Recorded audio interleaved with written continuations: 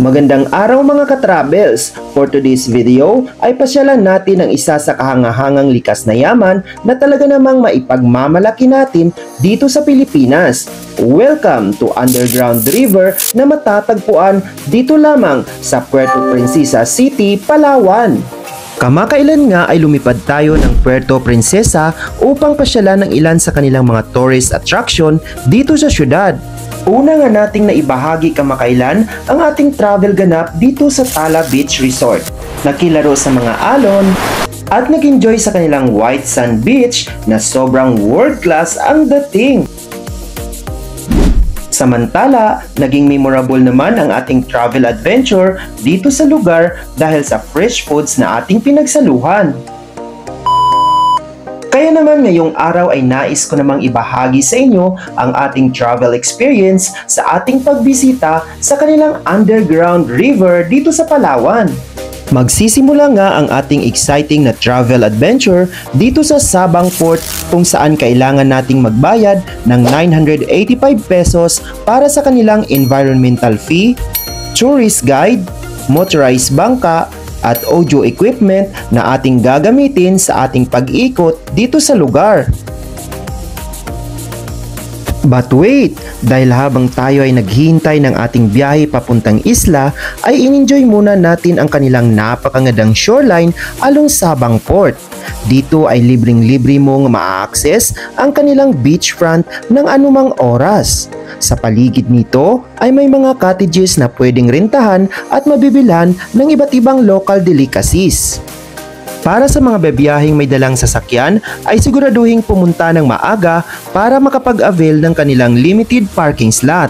At tandaan, ang Underground River Experience ay hanggang alas 5 lamang ng hapon at walang overnight staycation doon sa lugar na pupuntahan. Patok na patok nga sa mga turista ang travel experience na ito dahil pati mga banyaga ay trip na trip rin ang marating ang ating ipinagmamalaking nature wonder. Kaya naman kasama ng aking mga kaibigan ay di natin pinalampas ang pambihirang pagkakataon na ito na mapuntahan ang ating ipinagmamalaking underground river.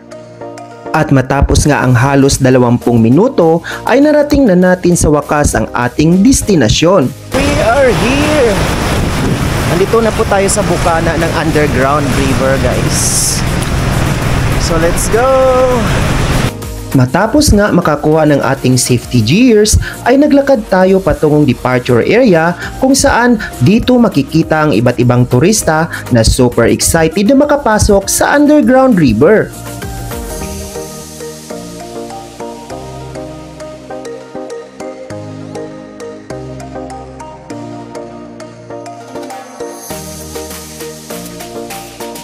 Ang Puerto Princesa Subterranean River National Park o mas kilala bilang Underground River ay isang UNESCO World Heritage Site at ito ay isa sa mga itinuturing na New 7 Wonders of Nature.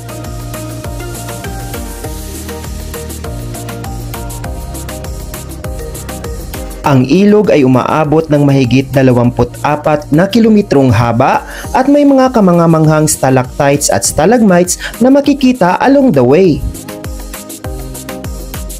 Ang mga rock formations na ito ay talaga namang kahanga-hanga na nagbibigay ng di malilimutang experience sa mga turista na bumibisita rito.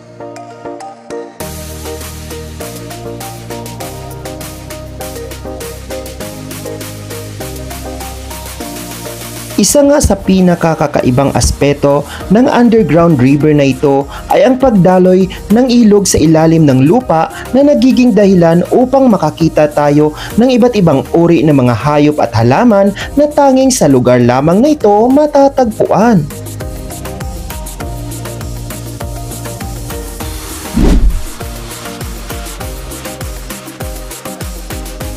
Isang pre-recorded audio naman ang iyong maririnig habang binabaybay mo ang kahangahangang lagusan ng napakagandang ilog na ito. Dito ay ipinapaliwanag sa iyo ang iba't ibang rock formations at mga pag-aaral na isinagawa ng mga sayantipiko upang maprotektahan ang natural na ganda ng underground river na ito. Ang ating tourist guide naman ay walang sawa na itinuturo ang mga kahalintulad na mga bagay na may kinalaman sa iba't ibang rock formations dito sa loob ng ilog.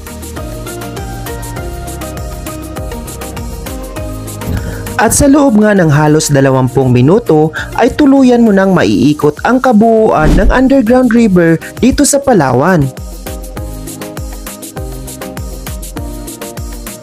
Talagang mag-iiwan sa iyo ng di malilimutang adventure at syempre isang makabuluhang paglalakbay ang iyong marirealize sa pagtatapos ng iyong pagbisita rito. Mapalukal man o banyaga, ang preservation ng natural na ganda ng lugar na ito ay dapat na lagi nating isinasaalang-alang para sa mga susunod pang mga henerasyon.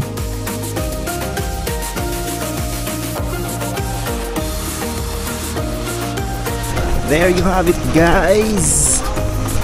So thank you for watching. Bye. See you in our next travel adventure. Yeah.